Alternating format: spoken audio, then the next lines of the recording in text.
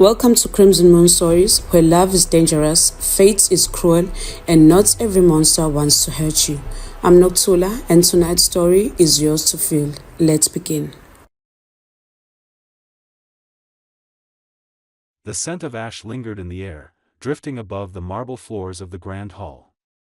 High above, wolves of every pack gathered beneath towering columns and silver-torched chandeliers. Eyes watched, breaths held, as the new Alpha King stood upon the obsidian dais, face hidden behind a black metal mask etched with runes no one recognized. He hadn't spoken a word. Not since the crowning. He didn't need to. The former king, slaughtered without mercy in battle, had died with a sneer carved into his throat. No one questioned who replaced him, only how this man, cloaked in mystery and blood, had done it so swiftly. His name, whispered with caution, was Valen. Cold. Brutal. Cursed, some said. Others believed his face was mangled beyond recognition. One thing was certain, he didn't remove the mask, not even to breathe. From where the old alphas sat in a semicircle, murmurs passed like smoke. The mask is cursed. No, it's his face. Burned during a failed shifting. He's half rogue, I heard. Raised by shadows. No one dared say it too loudly. King Valen stepped forward and raised his gloved hand. Silence dropped like a blade. My rule begins now. You may kneel, or burn. Those were his only words that night. Deep, emotionless, delivered with the gravity of a death sentence. And they did kneel. Every single pack. Except one. Far from the cold stone halls of the Wolf Kingdom, deep within the crimson-veiled forest of Ilarion, a young woman dipped her hand into a stream of moonlit water. Her fingers moved with grace, yet strength hummed beneath her skin. Her name was Celine, 20 years old, silver-eyed, dark-haired, and sharper than any sword. She was born of a mother who died bringing her into this world, and a father she had never met. Half wolf, half vampire, a blend that made others wary, but not here. Here, she was protected. The vampire king sat upon his midnight throne not far from the grove, watching her through the black-stained glass of the castle's high windows. He had 5 sons, all fierce, powerful princes of the realm, but Celine was the only daughter of his beloved and lost child. She grows stronger, said Prince Kalen, the youngest of her uncles, standing beside the king. She grows dangerous, corrected Prince Alric, ever the cautious one. She grows exactly as the prophecy intended, the vampire king replied, voice low. Celine rose from the riverbank, brushing her palms clean on her leather pants. She had been training since dawn, daggers, magic, combat, court etiquette. Every inch of her body had been sharpened to perfection. But her heart ached with questions no one answered. Why had her father abandoned her mother? Why did her wolf side feel muffled? And what of the prophecy, whispered all her life? She turned when Kalen arrived behind her. Your presence has been requested. Let me guess, she said dryly, a new suitor hoping to tame the half-breed? Not this time. His smile was tight. Your father has sent word. She froze. The one who had never claimed her. The one who had discarded her as if she were nothing. And what does Alpha Reuven want after 20 years of silence? Kalen's face turned grim. He wants to offer you in marriage. To the Alpha King. Celine didn't laugh. She just stared at him. He must be out of his damned mind. The letter was brief. Unfeeling. To his grace, the vampire king of Ilarion.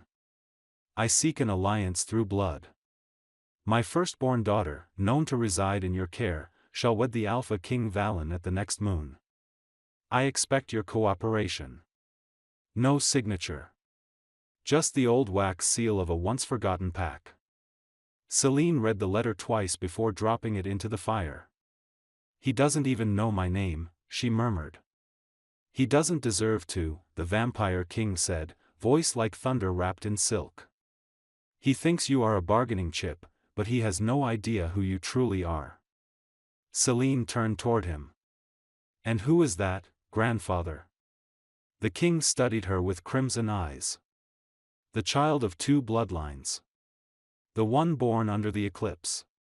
The prophecy has always spoken of you. I'm not a prophecy, she snapped. I'm flesh. Blood. A woman. You're both, he replied. And more. Silence settled. She could say no. The king would never force her. But deep in her bones, Celine knew this was no accident. Her father's sudden interest. The Alpha King's mysterious rise. The pull she felt whenever his name was whispered. The world was shifting. And she would not be left behind. Tell Alpha Reuven, she said at last, I accept. Kaelin tensed. You're going?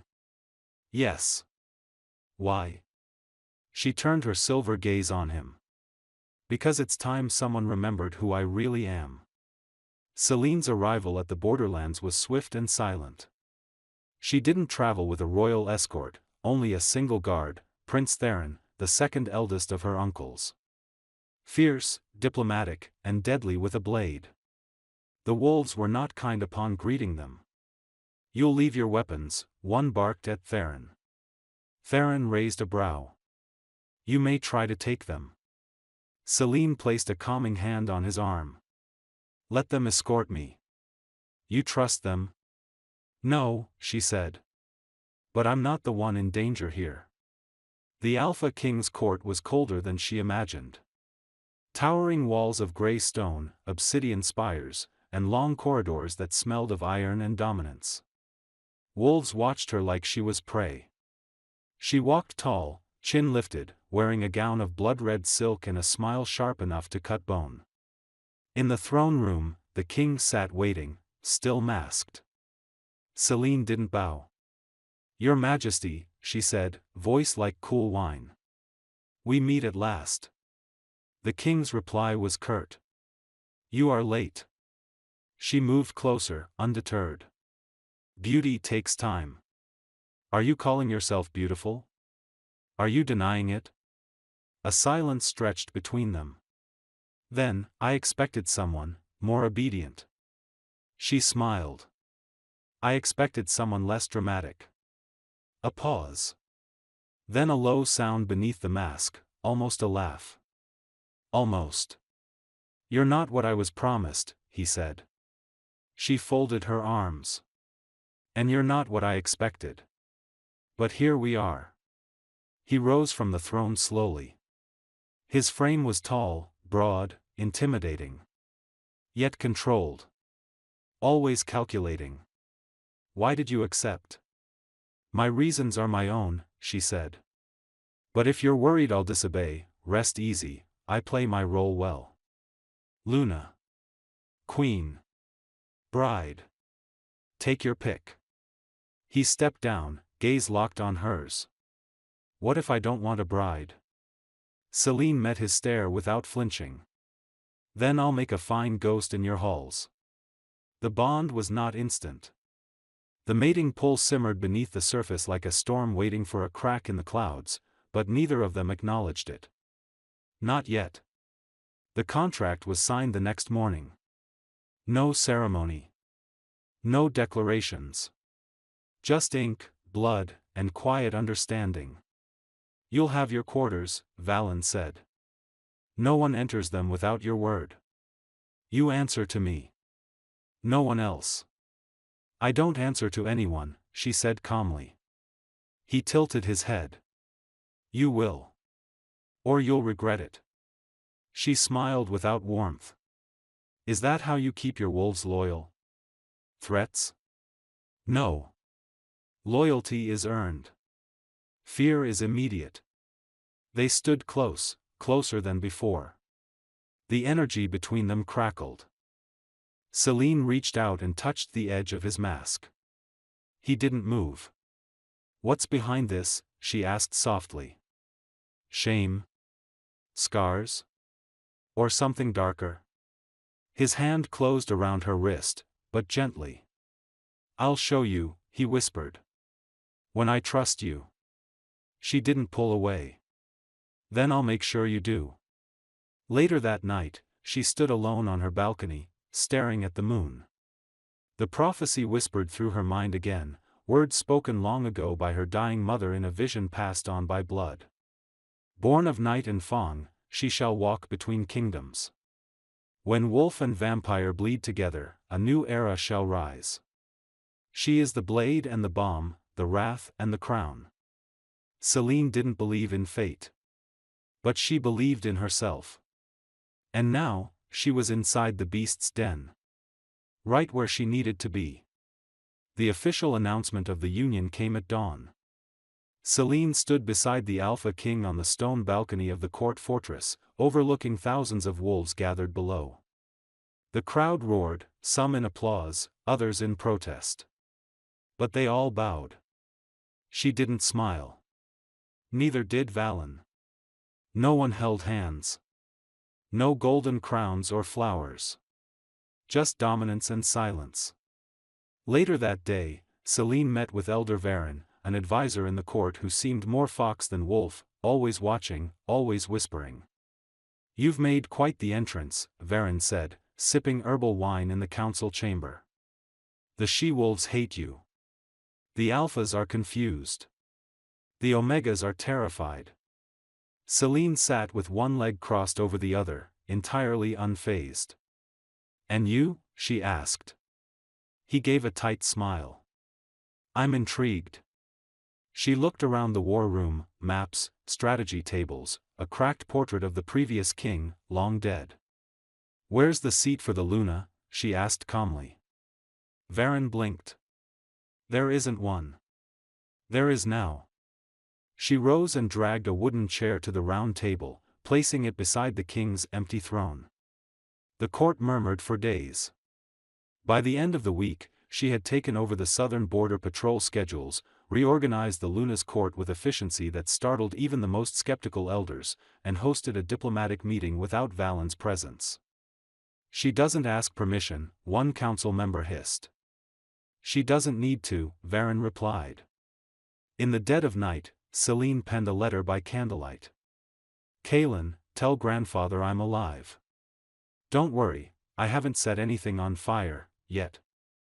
The king is colder than ice, but his eyes are sharp. He watches everything. I've made my place here. I'll do what I came for. Tell Theron to relax his sword hand.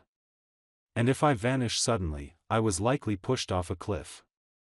Or got bored and pushed someone else. Love, Celine." She sealed the letter with her signet, half fawn, half claw, and handed it to a trusted raven sent by her vampire kin. Leaving Ilarion hadn't been easy. It was home, in ways this cold fortress never could be. But she hadn't left her power behind. It moved with her, in her blood and stride.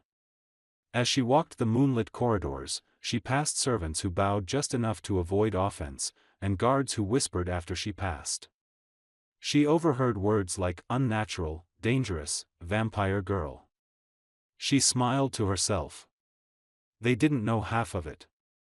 Despite already being within the heart of the court, the Wolf Palace, where former Luna queens had once reigned, was off-limits to most. But Valen sent word for her to move into its chambers. Celine stepped inside the palace the next morning, escorted by Commander Thorn, Valen's most loyal enforcer. His face was all angles and silence, his eyes flinty, but not unkind. "You'll find this side of the fortress quieter," Thorn said as he walked her through the halls. "No courtiers. Just ghosts." "Ghosts are better company than liars," Celine replied. He glanced at her, curiosity flickering. "She died here, didn't she?" she asked softly. "The previous Luna."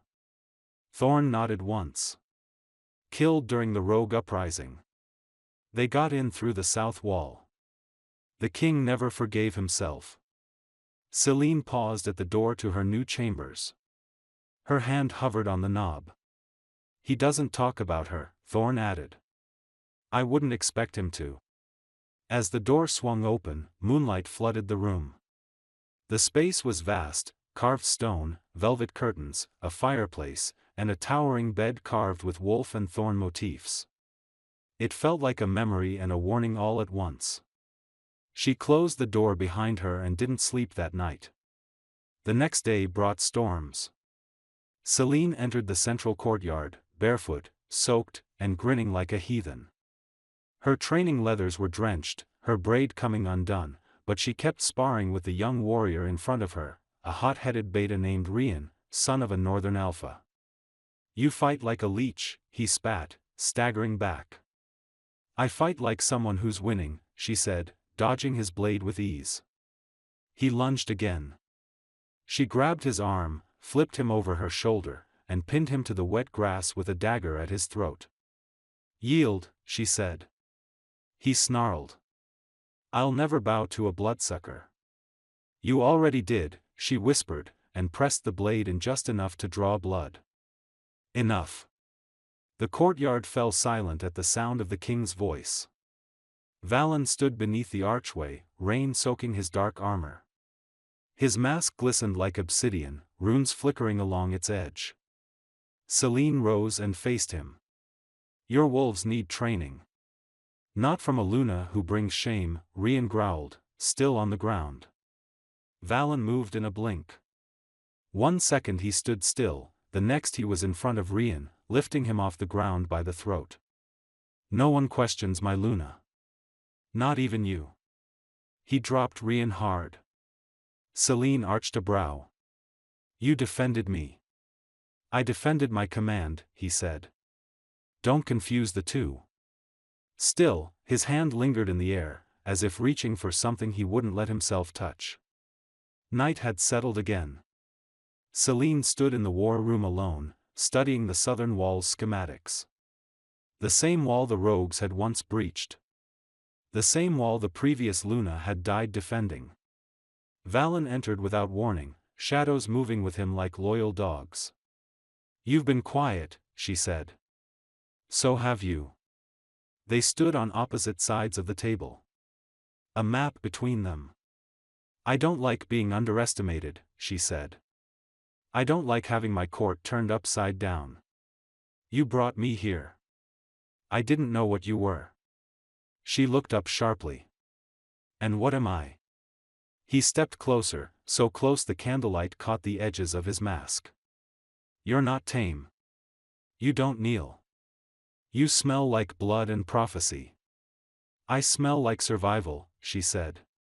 Silence stretched between them. Then he said, low and measured, "You're not what I wanted. But perhaps you're what this kingdom needs." She tilted her head. That almost sounded like a compliment. "Don't get used to it." She turned to leave, but paused. "When you decide to tell me what's behind the mask," she said, "make sure it's because you trust me. Not because you're afraid of what happens if you don't." He didn't reply. But long after she'd gone, Valen stood in that room, one hand at his mask, as if considering, just for a moment, what it might feel like to take it off. Celine had been in the palace for 12 days, and still the mating bond pulsed, weak, dormant, yet undeniably present. It itched under her skin, tugged at her when Valen was near, a hum of something ancient, waiting to be claimed. But he kept his distance, more ruler than husband, more commander than man. She couldn't tell if it was resistance, or fear. That night, she wandered into the royal archives, where parchment and prophecy gathered dust in quiet rebellion. "You read war maps in the morning, and histories at night," came Valen's voice from behind her. She didn't turn. "Better than pretending the court's gossip matters." He stepped beside her. "It matters more than you know." She turned a page, revealing a painting, 2 crowns, 1 silver, 1 black, locked in battle.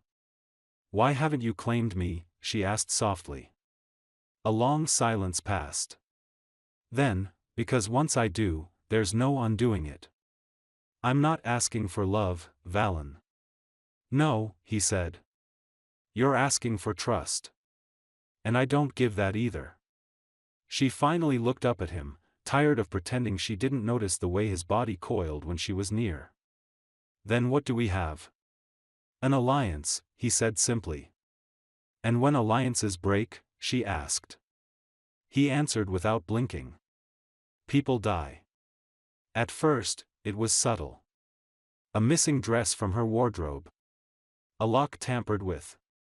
The faint scent of unfamiliar fur near her chambers. Then came the letter.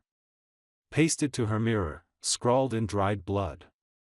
"You don't belong here, half-breed. The king can't protect you. He won't even try." Celine didn't flinch. She calmly removed the paper, folded it, and tucked it into the pocket of her robe. At breakfast, she placed it on Valen's plate. He glanced at it. "Read." Then tore it in half. "Do you want to handle it?" he asked, "or should I?" Celine sipped her tea. "I already am." That evening, she called a meeting with Commander Thorne and Elder Varen. "Have the guards on the east wing rotate every 6 hours. No exceptions," she instructed. "Search the personal quarters of every female warrior who's been passed over for promotion in the last month." Varen arched a brow.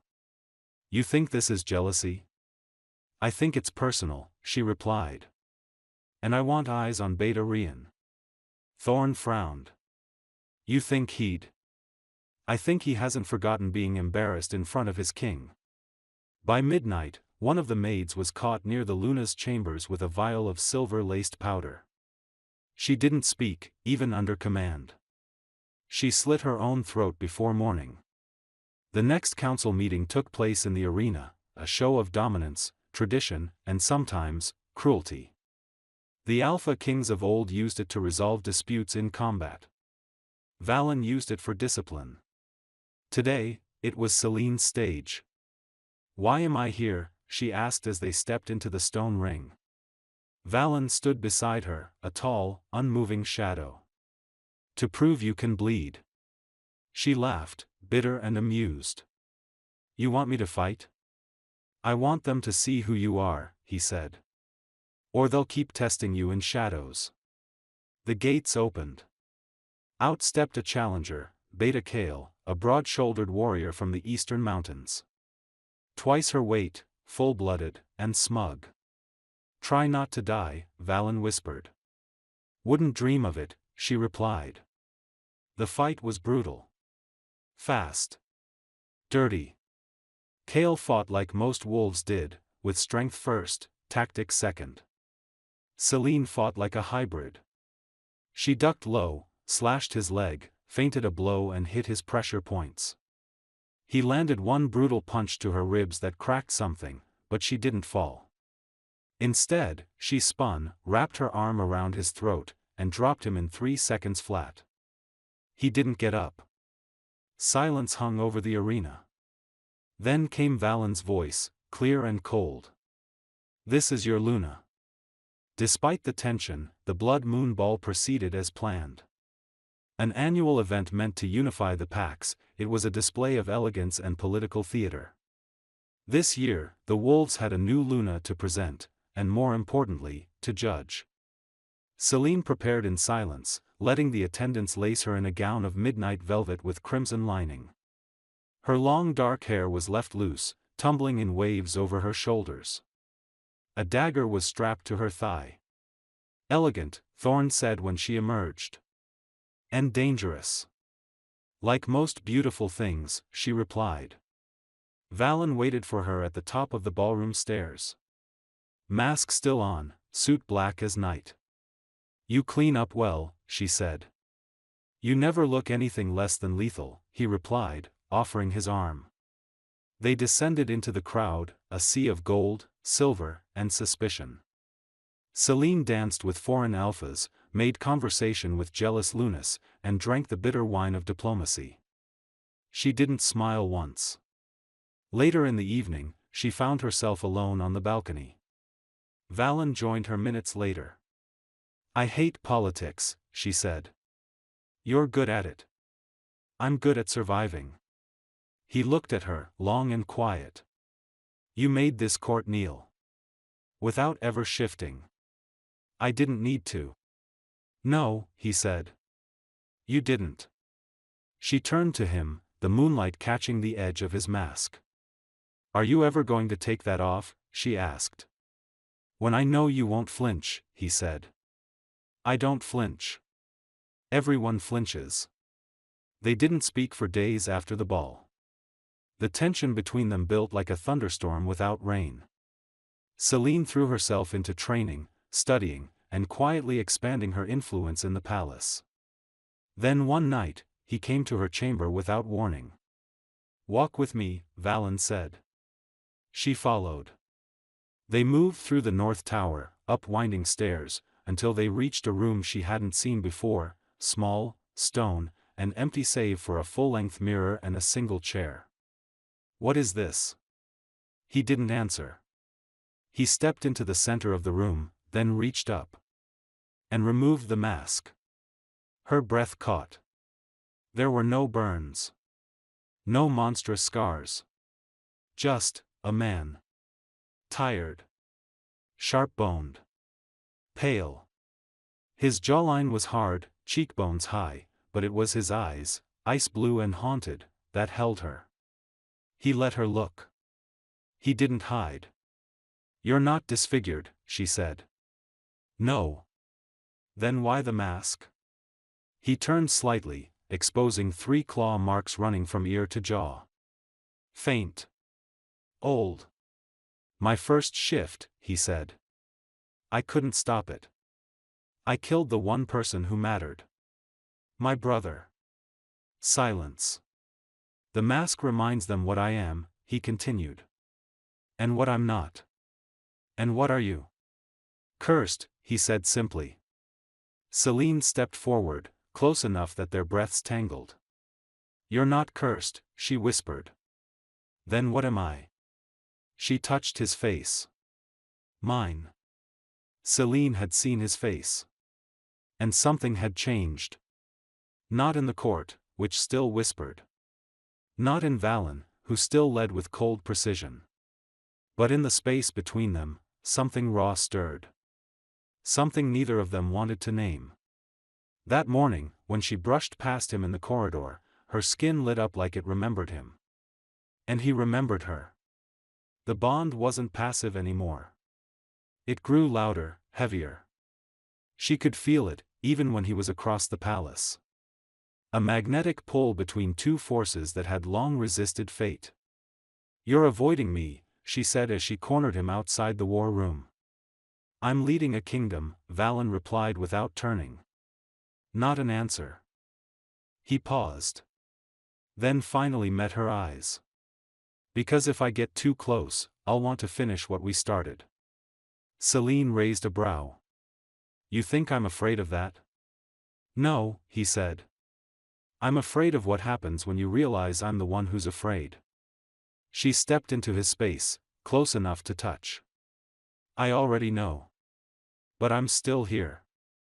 Their mouths hovered, near, aching, but didn't meet. Not yet.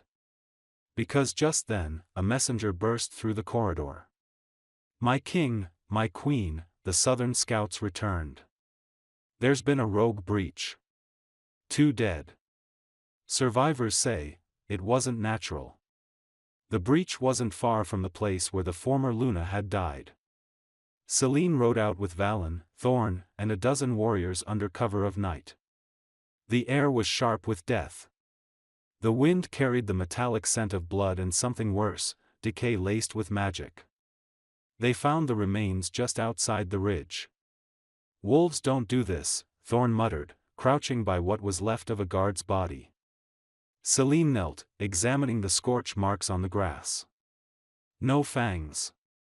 No claw wounds. These men burned from the inside. Witchfire? Valen asked. She shook her head. No. This was blood magic. Sacrificial. They tracked the attackers to an abandoned temple near the border, sealed in runes that pulsed when Celine approached. Only someone with vampire blood can enter, she said. Valen looked at her. Then you go alone? No, she said. You come with me. I won't risk. I'm not asking, she interrupted, stepping into the cursed threshold. Inside, the temple was dark and hollow, every wall lined with symbols from both vampire and wolf dialects. In the center, a blood-stained altar stood like a warning. Atop it lay a message, carved into flesh. The union is unnatural. The child must never be born. Valen stiffened beside her. What child? Celine stared at the message, her chest tightening. There's something we haven't considered, she whispered. Someone knows the prophecy. And they fear what it means. The days that followed were tense. The rogue attack, the blood altar, the prophecy resurfaced, it all sent tremors through the court. And in Valen, something began to crack. He lashed out in council meetings. He paced the halls like a caged beast. And when Celine tried to approach him, he either avoided her or pushed her away. Until he didn't. It happened in the sparring ring. She challenged him, not with words, but with steel. You need to release it, she said, circling him. I don't have time for this. You're unraveling. If you won't talk to me, fight me. Their blades clashed. Sparks flew. He struck harder than usual. So did she. Every move was a confession neither of them dared to voice. Until his blade knocked hers away, and he pinned her to the wall, breath ragged. I can't afford to lose control around you. She didn't push him off. Why? Because you'll kiss me? Because you'll finally give in? His hands tightened on her arms. Because I'll shift. And I don't shift, Celine. Why? He didn't answer. She placed a hand on his chest. You think you're cursed. But what if it's just fear? What if you've been punishing yourself for something that wasn't your fault? He exhaled, head resting against hers. I killed my brother. I tore him apart when I was 15. No warning. No control. My wolf isn't like the others. He doesn't sleep, he waits. She cupped his face, grounding him. I'm not afraid of your wolf. You should be. But she wasn't. And this time, when he leaned in, he kissed her. And the bond surged, awakening. The kiss didn't solve everything. But it shifted something deep between them. The tension eased. Trust began to thread between the spaces once filled by suspicion. But then came the summons. A letter, written in formal script, bearing the seal of a wolf Alpha, her father, Alpha Reuven. To King Valen and Luna Celine. I request an audience to discuss matters of blood and alliance. I believe the truth has waited long enough. Celine's grip on the letter was like iron. Her eyes didn't move as she said, approve it. Valen studied her. You don't have to see him. I do, she said. He doesn't know who I am. Who my mother was. He thinks I'm just some bastard child of a mistake. It's time he understands the weight of what he threw away. Reuven arrived within 2 days. He entered the throne room dressed in regal black, silver at his temples, and a posture forged by arrogance. He didn't recognize her. Not until she removed her crown and said, You raped a vampire princess. You abandoned the daughter she died to bring into this world. And now you think you can play father because I have power? Reuven stiffened. Celine. No. You will not say my name like you earned it. Valen stepped forward, voice ice cold. You don't speak to my Luna unless she permits it. Reuven looked between them. I thought she was leverage. I didn't know she was. Royalty? Celine finished. No. I'm worse. I'm your reckoning. She turned to the guards. Escort him out. If he steps near my lands again, he'll leave without his tongue. Reuven left, pale and silent. He would never return. After Reuven's visit, the packs quieted, but not for long. Reports arrived of shadowed movements along the western border. Packs disappearing. Rogue attacks increasing. Something was building, and it wasn't random. Thorn brought the report into the war room. Entire packs aren't just being attacked, he said. They're vanishing. No trace. No bodies. Celine paced the room. Someone's uniting the rogues. Valen nodded. And whoever it is, they're hiding behind magic strong enough to erase evidence. Elder Varen entered then, for once without sarcasm. I've received word from our spy network. One name keeps surfacing, Naira. Celine froze. Naira? Valen looked at her. You know her? She was one of my mother's exiled handmaidens. Exiled for experimenting with blood magic. Could she be leading this? Thorn asked. She has motive. And if she knows the prophecy, she'll want to stop it. Valen leaned forward. Then we need allies. Celine nodded. I'll send word to Ilarion. It's time the vampires got involved. Valen hesitated. You're asking them to enter a wolf war. I'm asking them to protect their blood, she said. And if I'm right, they're already in it. The throne room of Ilarion was quieter than usual. Crimson torches lined the black marble walls. Smoke drifted lazily through the high ceilings. The vampire king read the message twice before placing it down with fingers that trembled only slightly. War, he murmured. Prince Kalen stood beside him, jaw tight. They're asking for more than troops. They're asking for a declaration. Because blood was spilled, said Prince Theron, stepping into the room. And because Celine is one of us. The king's eyes burned with ancient power. She is more than that. She is the balance. Then we go? Kalen asked. The king nodded. Gather the brothers. It is time the wolves remembered what vampire alliance truly means. 3 nights later, the vampires arrived at the palace of the Alpha King, not as beggars or messengers, but as lords of darkness with banners of black and crimson. The court froze. Celine stood at the top of the stairs, calm as winter. Kalen stepped forward first, sweeping a mocking bow. Sister. Uncle, she replied with a faint smirk. Behind him came Theron, and then the vampire king himself, tall and terrible in his silence. The guards flinched. Valen stood beside Celine, watching them all. You brought the entire royal line, he said. You said we needed allies, Celine replied. I brought an army. The court struggled to adapt to the vampire's presence. Even the most loyal warriors flinched when Theron or Kalen entered a room. And the wolves' unease only deepened when, one by one, their prisoners began dying.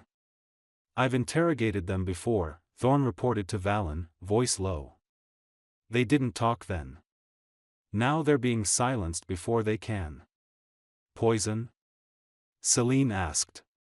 Not just that, he said, passing her a note that had been tucked in the mouth of one corpse. We see you, half-blood. The prophecy will rot in your womb. Valen's jaw clenched. We're running out of time. That evening, Celine returned to the archives, alone. She spent hours digging through ancient scrolls, tracing the names and symbols they'd seen in the cursed temple.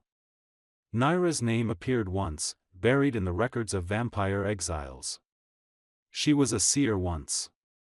A visionary who predicted a union that would destroy the ancient vampire bloodline. The child born of night and wolf shall undo the order. Celine exhaled sharply. She doesn't fear the prophecy. She fears what it will make me.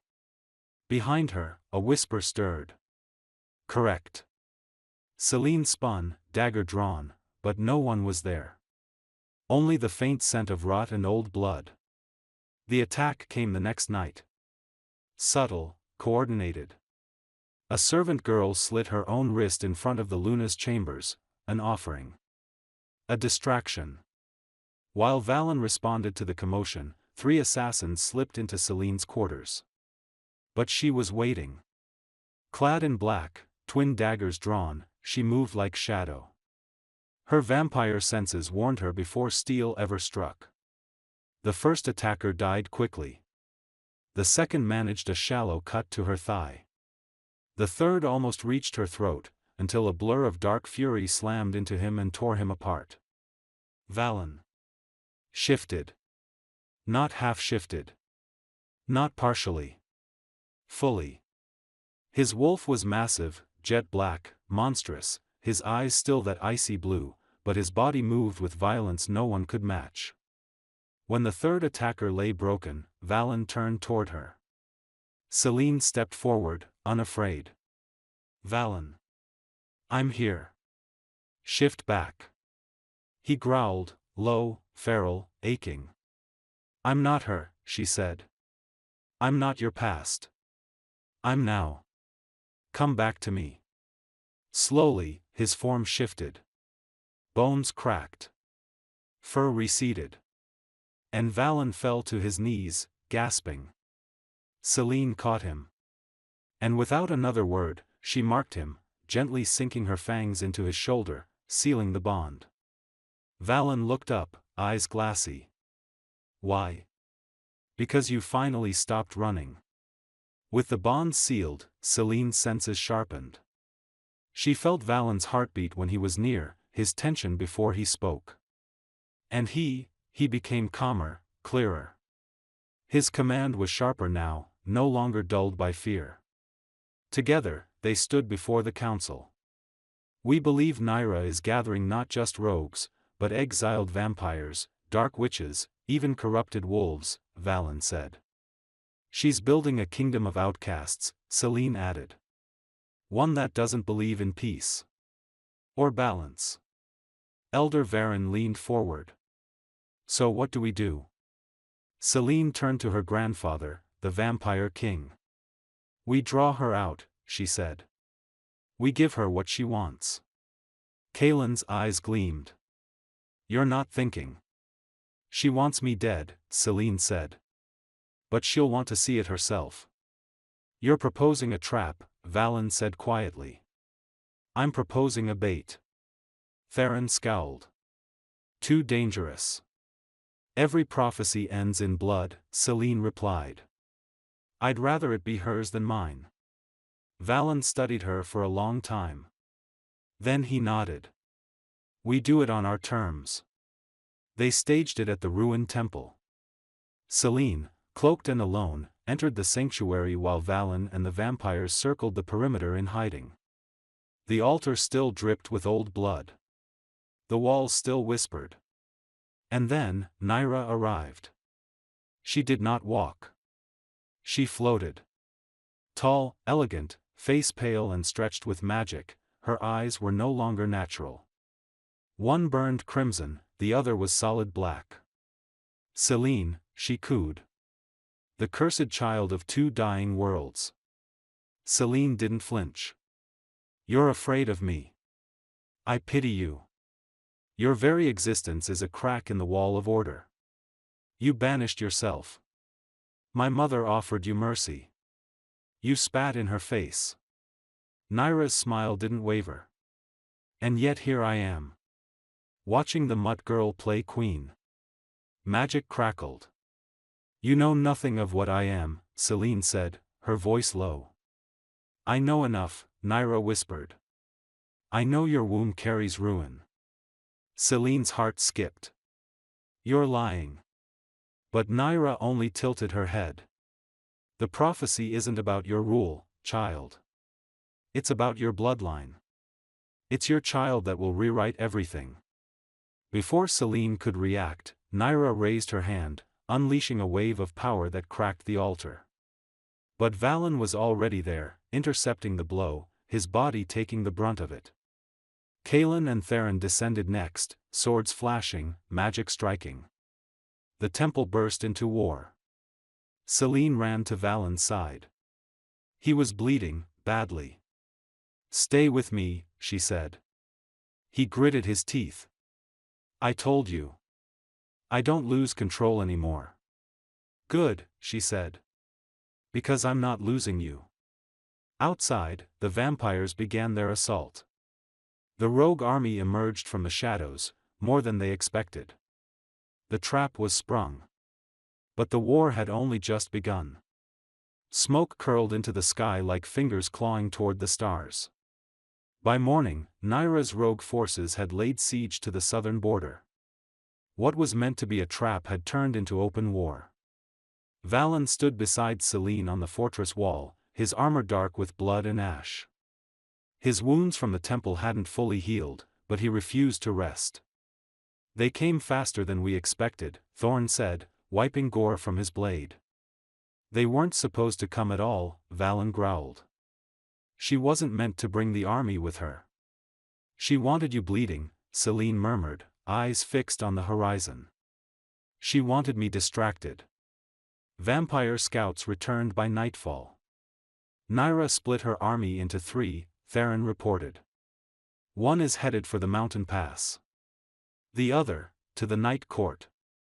Celine's eyes snapped to him. She's going after my people? She knows your bloodline must end, Kaelin said grimly. She thinks if she takes Alarion, she'll corner you. The vampire king stepped forward from the shadows of the war tent. She won't take it, he said. Not while I still draw breath. Celine locked eyes with Valen. We need to divide our forces, she said. I'll go to Alarion. He didn't like it. She could see it in his jaw, the tightness in his throat. You're not invincible, Celine. No, she replied. But I'm not alone. They rode through the dead of night. Celine led the vanguard of vampire knights, flanked by Prince Kaelin and Prince Theron. Though the bond tugged at her, tethering her heart to Valen, she didn't look back. She couldn't afford to. Ilarion's skyline emerged on the third night, towers of black stone, veiled in crimson mist. But something was wrong. The wards that once shimmered above the palace were flickering. Faint. They've already breached the outer lines, Kaelin said, drawing his sword. Then we take it back, Celine replied. They entered like fire through dry forest. Celine's presence alone ignited the defenders. Vampire archers who had nearly lost hope rallied to her side. Her voice rang out across the court like thunder. Stand for your kingdom. Stand for your queen. She didn't pause. She leapt into battle with blade and fang, cutting through Naira's undead creations, twisted wolves, hollow-eyed vampires drained of their minds. Inside the throne room, they found Naira waiting. She stood beside the vampire king's throne like it belonged to her. You're too late, she said. He already kneels. The king sat, bound in blood magic, eyes glassy. Celine stepped forward, rage flaring like a storm. Get away from him. You don't scare me, child, Naira sneered. I've lived 10 lives longer than you. Then you should have known how they'd end. Their clash shattered the stained glass windows. Blood magic met hybrid fury. The entire palace shook. Celine, empowered by both her lines, struck Naira with a blade lit not just by steel, but by prophecy. And for the first time, Naira screamed. Valen stood on the battlefield, drenched in ash. He had not heard from Celine in 3 days. The southern front was holding, for now, but whispers of cursed beasts spread through the ranks. Morale was thinning. And without Celine beside him, the court began to fracture. Do they think I'm weaker without her? He asked Thorn coldly. Thorn didn't lie. Some of them do. Valen stared at the rising sun. Then let them come. He removed his mask in the middle of the courtyard. For the first time in years, the wolves saw their king as he truly was, scarred, yes, but not monstrous. A man, not a myth. And when one alpha challenged him, an upstart from the western lowlands, Valen didn't wait. He shifted. And he tore the man in half. The message was clear. This was no longer the era of politics and whispers. This was war. Later that night, alone in the war room, Valen sat before a fire, a letter in his hand. It was from Celine. Still breathing. Ilarion is ours again. Naira escaped, but not unscathed. I saw something in her eyes, Valen, panic. She knows we're close. Tell the court their Luna will return by moon's end. And tell them this time, we finish it. // He pressed the letter to his chest. And finally, he smiled. Celine returned to the palace 5 days later. She was exhausted, bloodied, but triumphant. The entire court bowed as she walked through the gates. Valen was waiting, arms crossed, but his eyes softened the moment she approached. You're late, he said.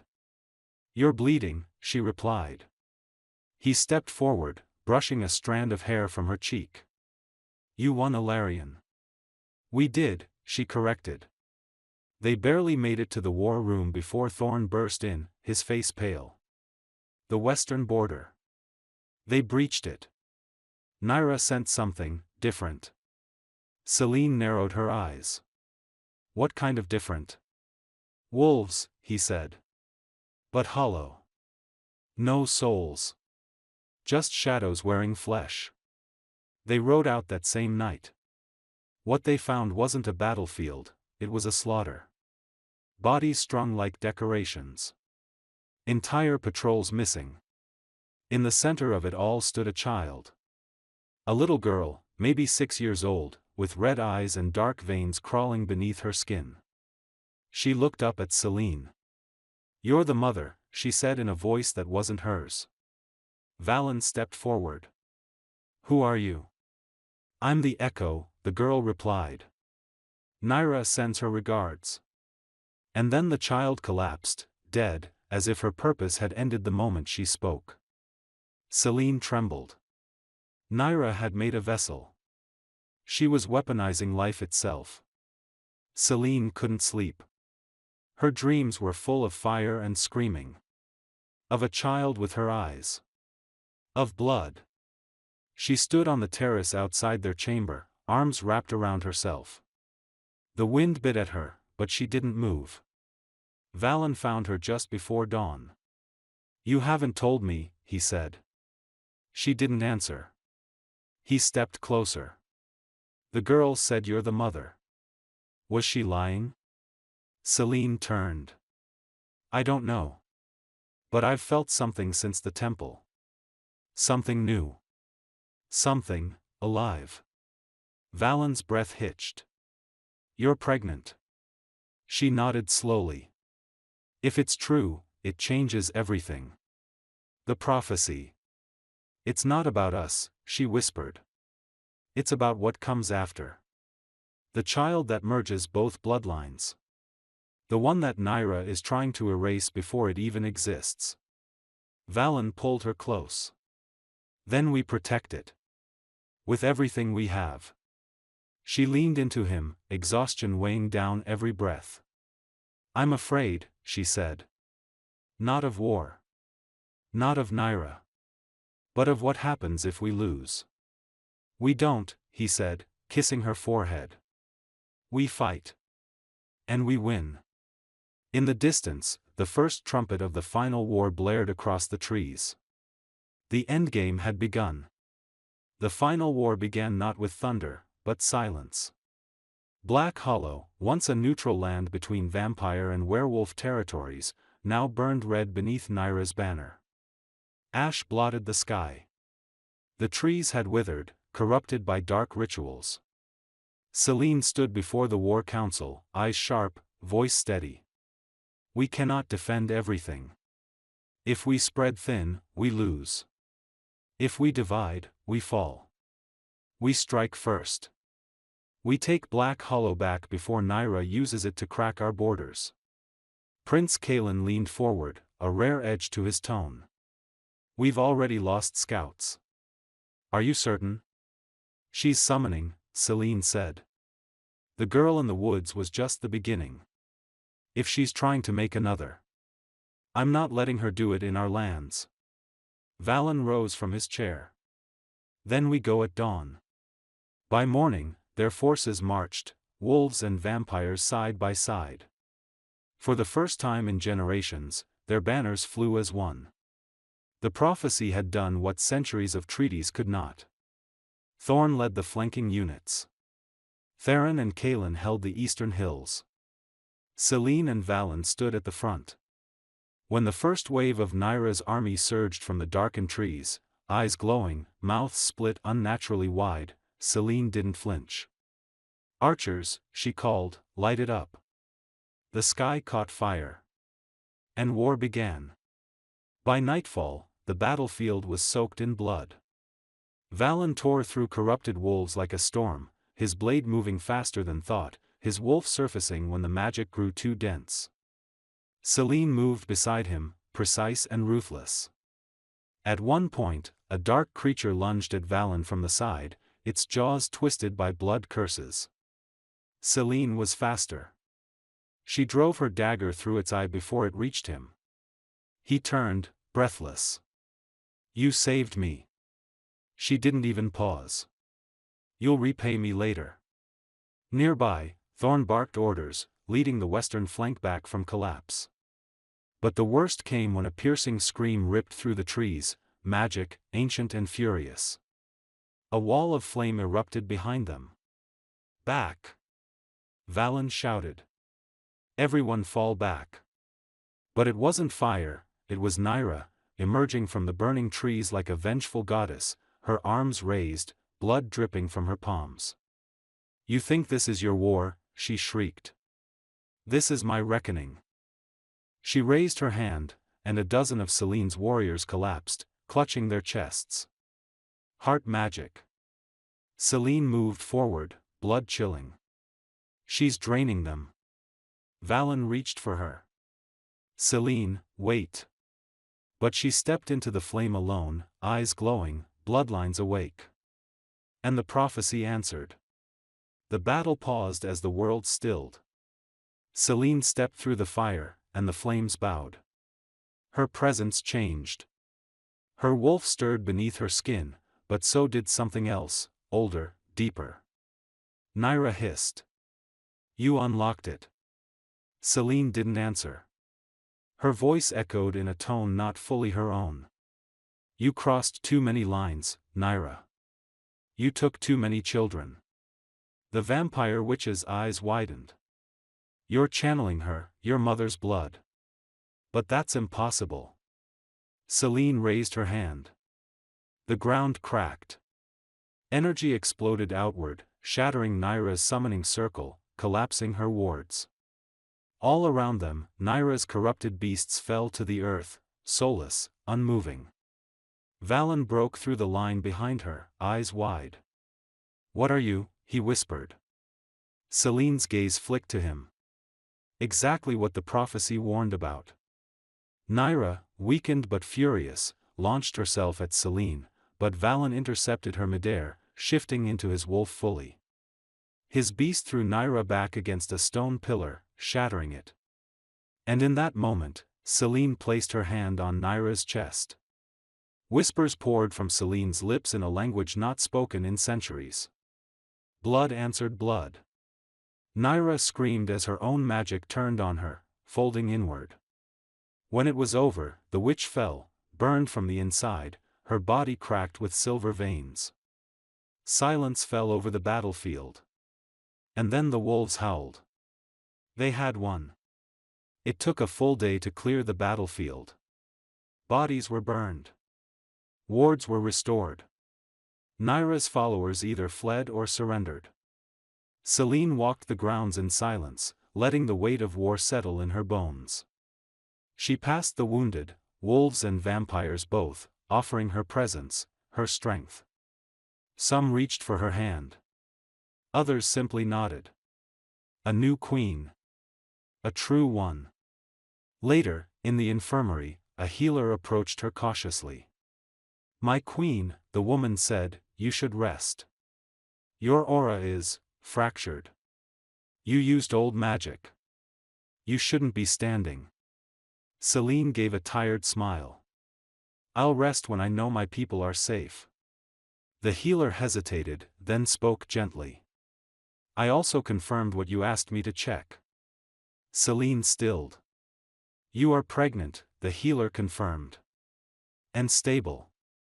For now. 1,000 emotions churned in Celine's chest: fear, joy, awe. She left the tent and walked to Valen, who stood outside the command post, speaking with Thorn. He looked up. Saw her. She stepped close, voice barely above a whisper. I'm sure now. His eyes searched hers. The child? She nodded. Valen exhaled, then took her face in his hands. We protect this child with everything we are, he said. No, Celine said softly. We prepare it for the world we've already changed. Weeks passed. Naira's forces had scattered. Her death marked the end of the resistance. Treaties were redrawn, vampires and wolves finally forming an alliance written not in ink, but in sacrifice. The coronation came quietly. Celine and Valen stood side by side in the moonlit court. The vampire king crowned Celine with a crown of silver and obsidian. Elder Varen placed the ring of kings on Valen's hand. We no longer rule separate lands, Valen declared. We rule one. The kingdom of midnight, Celine added. Born of wolf and vampire. Built for the future. Applause roared. Prince Kalen stepped forward later that night, clinking glasses with Thorn. Didn't think we'd survive it. You almost didn't, Thorn replied dryly. Your swordplay's terrible. Kalen smirked. And yet I'm still prettier than you. Meanwhile, Celine stood on the balcony with Valen. She looked over the kingdom below, tents, fires, families healing. Do you ever think, she asked, that fate didn't give us a choice? I used to, Valen said. But now I think we were always going to end up here. With or without the prophecy. She leaned against him. Then let's make it worth it. He wrapped his arm around her, protective and sure. Below, two banners flew side by side, the black wolf and the crimson moon. The world would never be the same. And neither would they. Peace came, but not quietly. Reconstruction began across the kingdom of midnight. Wolves returned to their dens. Vampires restored their burned libraries. Mixed patrols guarded both borders. And yet, not everyone accepted the union. Reports of dissension arrived daily. A former alpha in the northern plains refused to recognize Celine's rule. A vampire noble demanded Alarion remain an independent sovereign state. Old wounds, once dulled by war, began to fester anew. Celine met with Valen in the private chamber behind the throne room. Thorn says the north is restless, she said. And the vampires in the south are calling the child a divine symbol. Valen exhaled. Too much hope is as dangerous as too little. They've started praying to me, Valen. He looked up. What? I walked into a village yesterday. A child bowed. A mother called me Moonborn. They're already turning the prophecy into a religion. Valen stood and crossed to her. You're not a goddess, Celine. You're their queen. I'm both to them, she whispered. And that frightens me. He pulled her close, pressing his forehead to hers. Then we'll anchor each other. Celine leaned into him. But deep in her chest, unease grew. Peace had always been temporary. And something, someone, was stirring it again. Prince Kalen didn't trust courtiers. Never had. He walked through the palace with his usual sarcastic stride, but his eyes missed nothing, especially the new faces who arrived from minor noble houses claiming loyalty to the crown. That afternoon, he intercepted a courier delivering a sealed letter to a vampire noble. The seal bore no royal crest. He opened it without guilt. The queen's womb is not hers to guard. If the child is not ours, none shall have it. Kaelin froze. The handwriting was old. Too old. He recognized it. He stormed into the war room, where Selene, Valen, Thorn, and Elder Varen were in session. Someone wants the child, he said bluntly, throwing the letter down. Someone high-ranking. Someone old-school vampire. Valen picked up the parchment, expression darkening. Selene stepped forward. Who wrote it? Kaelin hesitated. Aunt Nerissa. Valen frowned. She died during the East Rebellion. She faked her death during the rebellion, Kaelin corrected grimly. She's the one who taught Nyra blood summoning. She disappeared after Nyra's exile. Selene's heart pounded. You think she's trying to finish what Nyra started? I think she wants the child for herself, Kaelin said. And she's not alone. They held a banquet that night to quell rising unrest. Alphas from distant territories, vampire nobles from Ilarion, and envoys from hybrid borderlands all gathered to toast the future. It was elegant, glittering, and steeped in suspicion. Selene moved through the room with regal ease, but every nod she received, every smile she returned, felt like a test. Valen stood beside her, his presence a warning, do not mistake silence for weakness. Thorn watched the exits. Kaelin shadowed the wine. Halfway through the evening, the vampire Lord Vale approached Selene with a raised goblet. A toast to your unborn heir, he said. May the child unite what blood has torn. Selene didn't lift her glass. And if blood tries again? Vale's smile sharpened. Then it will find the child better protected than its mother ever was. Selene's fingers twitched, but she said nothing. Later, in private, she turned to Valen. He knows. He's fishing. No, she said. He's preparing. That night, the palace apothecary found a trace of shadowroot in one of the wine barrels. Lethal to fetuses. Selene stood over the spilled barrel in the cellar, jaw clenched. They're not just plotting, she said. They're already trying to kill it. Theron didn't often lose his temper. But when Kaelin brought him proof that their own blood, Aunt Nerissa, was not only alive but building a secret sect in the old Coven ruins, something broke in him. She held me when I was 6, he said, slamming a hand against the stone wall. She taught me how to read blood runes. She also helped Nyra disappear after the first failed rebellion, Kaelin muttered.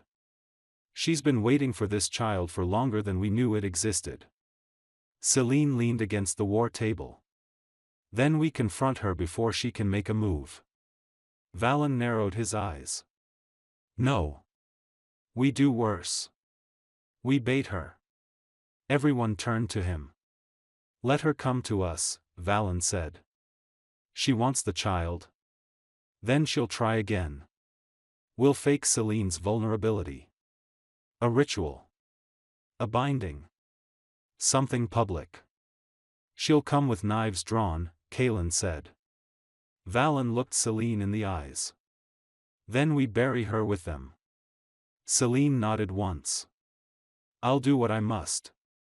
They staged the ritual at the ruins of the First Temple, where Selene had once stepped through flame and prophecy. The word was spread carefully, the queen was preparing a protection spell for her unborn child. For 3 days, the court buzzed. Supporters offered gifts. Skeptics muttered in corners. And in the shadows, a predator stirred. Nerissa came at dusk. She did not arrive cloaked or crawling, but walked in like a ghost, dressed in royal crimson, her white hair bound in silver rings. You always had her eyes, she said to Selene, stepping into the circle. Valen bared his teeth. Careful. This time, we kill traitors. You can try, Nerissa purred, raising her hands, and the wards exploded outward. Selene staggered. She brought blood anchors. Figures burst from the trees, cloaked in blood sigils, muttering ancient chants. Kaelin and Theron met them mid-surge, steel flashing. Valen shifted, his wolf lunging straight at Nerissa. But she wasn't there to fight him. She was there for Celine. Magic twisted the air as Nerissa lunged, a dagger of bone aimed straight for Celine's stomach. But Celine didn't dodge. She caught the dagger, bare-handed. Blood ran from her palm, her eyes glowing. "You think I'm weak because I'm pregnant?" she hissed. "I am the prophecy." And with a whisper, she turned Nerissa's magic on itself. The blood dagger reversed, piercing the vampire's chest. Nerissa collapsed, her last breath a curse swallowed by wind. When the dust settled, Celine stood tall, bleeding, but unbroken. Valen ran to her side, breathless.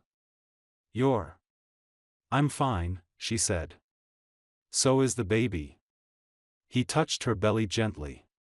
"It's starting to feel real." Celine looked up at the stars. That was just the last of the old war.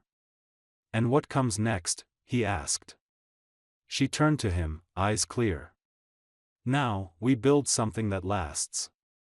The palace breathed a tentative calm. Celine moved more slowly now, her body changing, the child growing inside her with every passing day. She had learned to lean on Valen, letting his strength carry her when hers waned. Valen never left her side. One evening, under the moonlight in the garden, they talked quietly. "Do you think the prophecy is really about the child?" Celine asked, fingers tracing the delicate curve of her belly. Valen smiled softly. "Maybe. Or maybe it's about what the child represents, a union no one dared imagine." She met his gaze. "I'm scared." "Me too." "But together," she whispered. He kissed her forehead. "We'll face whatever comes. Together." Unbeknownst to them, a shadow watched from a nearby archway, a messenger from distant lands, bringing news that would shatter the fragile peace. The messenger bowed before the council at dawn. "Your Majesty," he said to Celine, "I bring word from the eastern territories. A force gathers, stronger than Naira's. An ancient power awakened by the blood rituals you shattered." Valen's eyes darkened. "What is it?" "A faction of rogue sorcerers, bound to neither wolf nor vampire, seeking to claim the prophecy's child for their own ends." Celine's heart tightened. "We thought the war was over." "It never ends," the messenger said grimly. The council erupted into heated debate. Some urged immediate strikes, others counseled diplomacy. Celine raised her hand, commanding silence. "We do not run," she said steadily. "We prepare." Kalen nodded. "Then let the enemies come. We'll show them what unity means." The blood moon rose, casting an eerie crimson light across the land. Celine's labor began as the court gathered in the great hall, tension coiling in every breath. Valen held her hand, whispering encouragement. The pain was fierce, more than she expected, but beneath it, a power stirred, ancient and fierce. Hours passed in agonizing rhythm. Suddenly, a cry pierced the night. A child, a girl, with eyes that shimmered between wolf blue and vampire red. Celine collapsed, exhausted but radiant. Valen kissed her forehead, voice trembling. "She's perfect." The child's first breath was a promise. No sooner had the child been born than threats returned. A shadowy figure slipped into the palace, disguised in midnight robes. She carried a dagger coated in poison, the last relic of Nerissa's dark magic. Celine's loyal guard intercepted the assassin, but the warning was clear. The prophecy had not just been fulfilled, it had ignited a new war. Celine gathered her closest allies. "We protect her," she said, holding the child close. Valen stood beside her, fierce and unyielding. "Whoever threatens her," he said, "will answer to us." The kingdom prepared for the next battle, not just for survival, but for the future. Months later, the kingdom stood strong. The child, named Luna, grew under the watchful eyes of both wolf and vampire. Selene and Valen ruled side by side, their bond deeper than ever. Prince Kalen took up the mantle of chief advisor, rebuilding alliances. Thorn led the guard, ever vigilant. The Vampire King, proud and at peace, watched his granddaughter thrive.